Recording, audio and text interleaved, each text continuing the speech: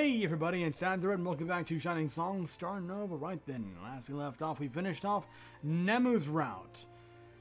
So, after doing a little bit of thinking, I was honestly torn between whether I wanted to do Junie's route first or Natsuki's. But I think I'm going to go with Natan here, because, I don't know, I'm just curious to see what her route's going to be like. Like, I have a notion of what Julie's might be. Could be entirely wrong, but, you know, I have this potential idea in my head of what could possibly happen. With Natan, I have no idea. So, I figure, let's go ahead and let the country ginger girl have her say. I walked along the beach, yep, under the sleep tower, announced by decision of the girl. By coincidence, I met Natan on the beach. Hello, Green Eyes. Oh, Speakun. What brings you out? What brings you out yonder? Oh, a lot of country in this one, isn't there? Oh, I'm gonna love it. Just trying to relax a bit before going to sleep. Sproing.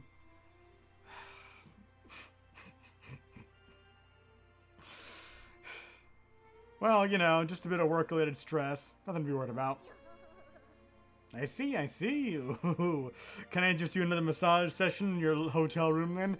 No, please. You'll have them banging down the door and then we'll have to pay for the damages. As much as I wanted to experience more of Natan's special technique, I had no choice but to decline considering the brouhaha it caused last time. Yeah, good man, good thinking. Remembers that he does. Maybe later. I don't want to cause a scene this late in the night. Too bad. What brings you out here? Just having a little jog for bedtime. I was gonna stay fit, you know? I see. Sounds like you've been minding your responsibilities. Roger. Hee hee. Oh. Natan nudged beside me and looked out into the moonlit ocean. It's been so long since I've been able to see the stars like this. It's a little lonely not being able to see the stars anymore now that I moved to the city. Yeah, it makes me miss home, just a bit. You know what? I still like it in Tokyo. There's so many tall white buildings and everything's whirling and flashing and talking. Makes me feel like I'm really living out my youth. I know the feeling. I actually went to Tokyo after graduated from high school in Saitama. Well, it's all in the past now, but I remember being starstruck by city life as well. Oh, Piku Disabled Lion, huh? A what? Seeing the sea like this takes me back to my home, though. I remember my dad taking me out night fishing by his boat, on his boat. Boy, would Ma give him an earful for that. But when you're out there in the sea and calm waters, you just lie down and feel like you're floating in the stars. My Pa would go on and on about the stars and how you can navigate by looking at the patterns. Oh, suddenly tears began to line Natan's eyes. I wonder why I'm crying. How embarrassing. You miss your home, don't you? Natan wiped her eyes. I suppose so. But I can't go back yet. Not until I made it as an idol and I can look at everyone in the face and say I found my fortune in the city. It's so much like a fucking like a really old school like TV sitcom. Fucking like Beverly Hillbillies, Green Acres. That's what that reminds me of, is that kind of shit.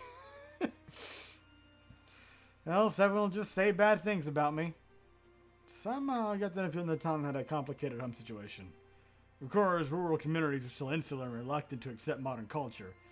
In fact, Natan was the first girl from the countryside I've ever produced. It wouldn't surprise me if the older folk in the countryside opposed her becoming idol.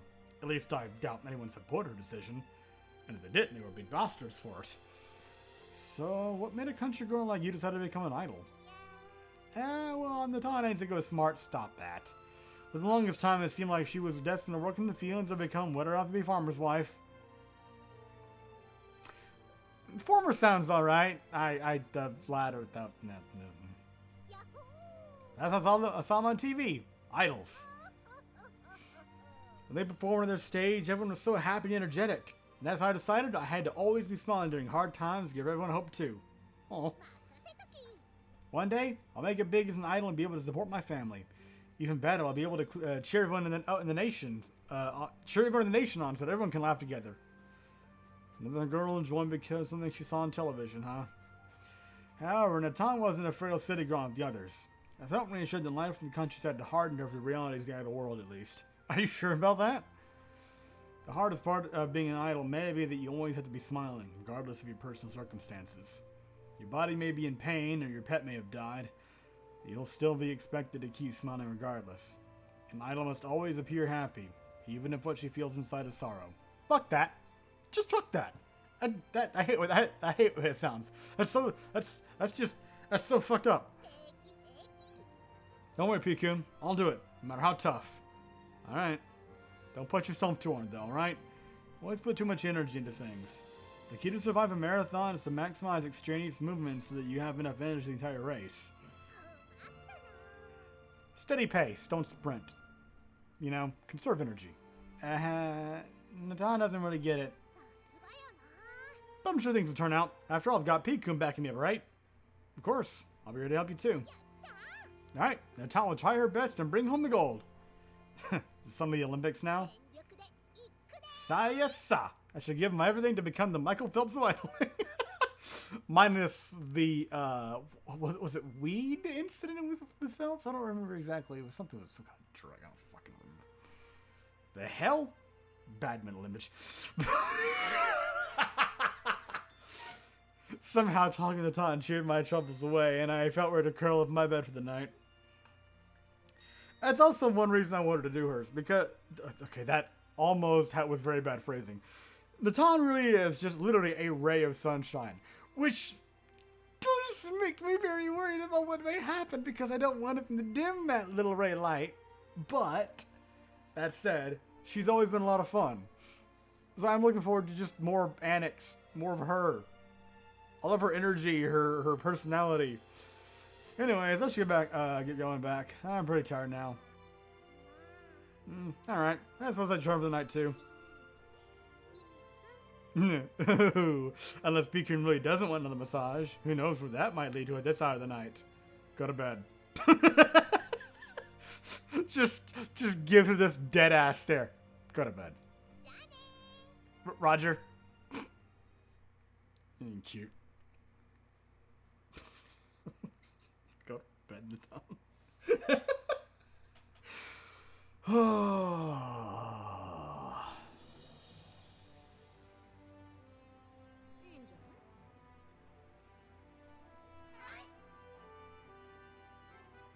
Without further ado, the center of Starnova will henceforth be Natan.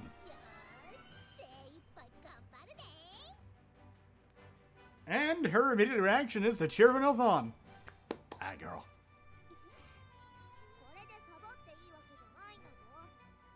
Of course. Did you? Is it? I was honestly expecting different reactions. I mean, Aki or Nemu, I can see those reactions coming. Mika, like Natan, kind of not so much, just because, like, you know, she's the quote unquote rough around the edges country girl, and Mika's the otaku. Shuni.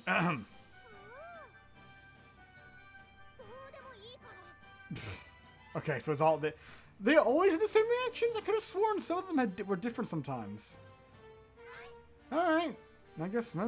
Okay, this may be a really weird thing to say, but.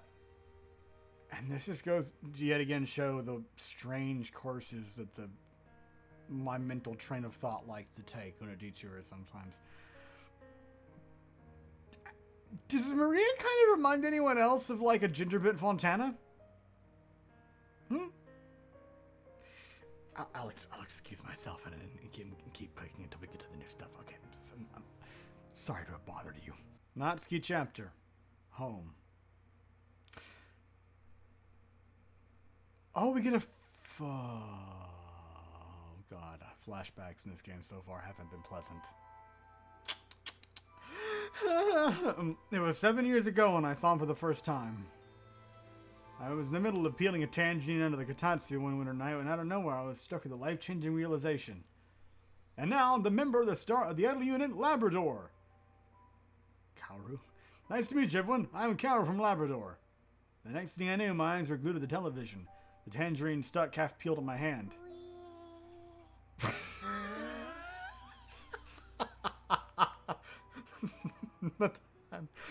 No.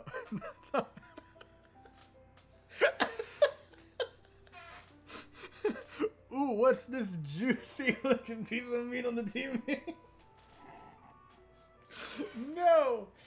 Okay, no, please tell me that's not where this is going. I'm just fucked up in the head. What?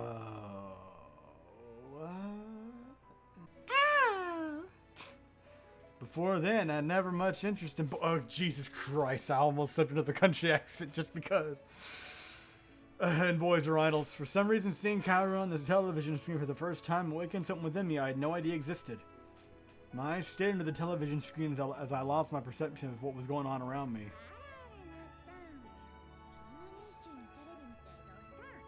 Natan's ma. Don't mind the tippy-tappy. I noticed the half-peeled tangerine into the air as I banged my knees against the Katansu in shock. Ow. For some reason, I looked around in a panic as if I'd been caught doing something naughty.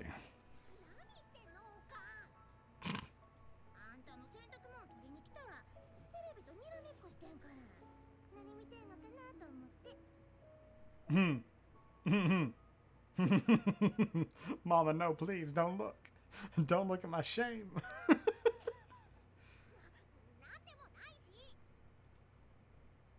I shook my head, cold sweat pouring down my back.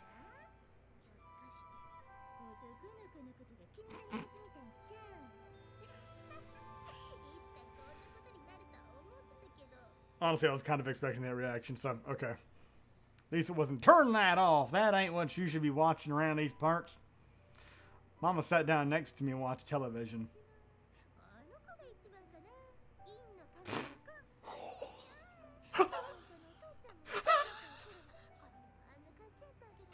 Oh my god.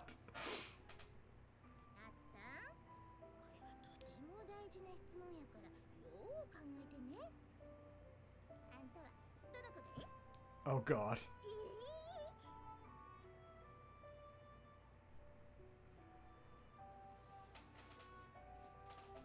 Real quick, something just hit me and that's why I kind of went quiet for a second. Like, again, just a little in my brain. The two brain cells that are working overtime in there that just kind of fired off for a second, you know, just a little jolt of... I don't remember if Producer Son ever said the name of the group he was a part of. That, or this, whoever she's been looking at, wouldn't happen to be Ye Olde Producer Son from his singing dancey days, would it? I mean, regardless, if it's not, then, you know, fine. It's not like I'm, it's not like I'm hinging anything on that. But if it is, oh boy.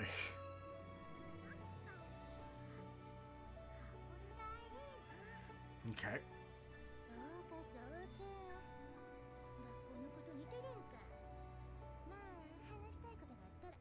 Mm-hmm.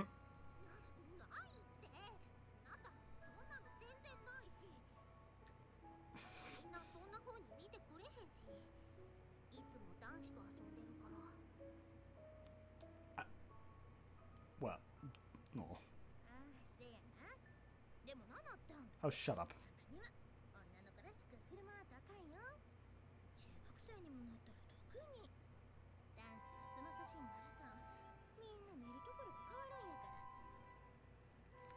And?